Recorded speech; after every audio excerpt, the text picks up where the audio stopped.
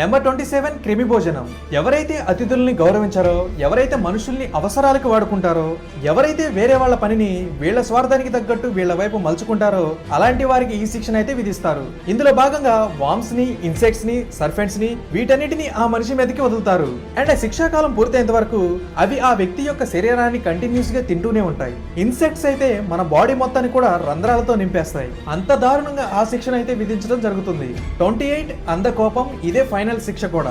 ఎవరైతే వాళ్ళ దగ్గర అవకాశం ఉండి కూడా, అంటే రీసోర్సెస్ ఉండి కూడా ఆపదలో ఉన్న వాళ్ళని ఆదుకోరో, ఎవరైతే మంచి వాళ్ళని తొక్కేస్తూ ఉంటారో, ఇన్హ్యూమన్ యాక్టివిటీస్ చేస్తూ ఉంటారో వాళ్ళకైతే ఈ శిక్షను విధించడం జరుగుతుంది.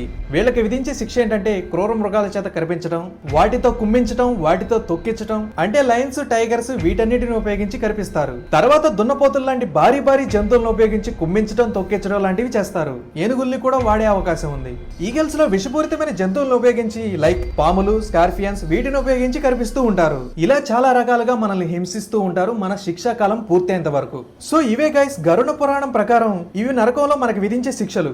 ఈ శిక్షల్లో మీకు ఏ శిక్ష పడే అవకాశం ఉంది? కొన్ని శిక్షలే పడొచ్చా, లేకపోతే అన్ని శిక్షలు పడతాయా? మీకు ఏ శిక్ష పడుతుందో కింద కామెంట్ చేయండి. అంటే మీకు చెప్పాలనిపిస్తే చెప్పండి, లేకపోతే లేదు. ఎందుకంటే మీ మనస్సాక్షికి తెలుసు మీరు ఏం తప్పు చేస్తున్నారని. సో ఎప్పటికైనా తప్పులన్నీ మానేసి దీంట్లో ఉన్న తప్పుల్ని చేయకుండా ఉండటానికి ట్రై చేయండి. కాదు మేము ఈ తప్పులే చేస్తామని మీరు అనుకుంటే పైకి వెళ్ళిన తర్వాత నరకంలో ఆ శిక్షలు అనేవి మీకు వర్తిస్తాయి.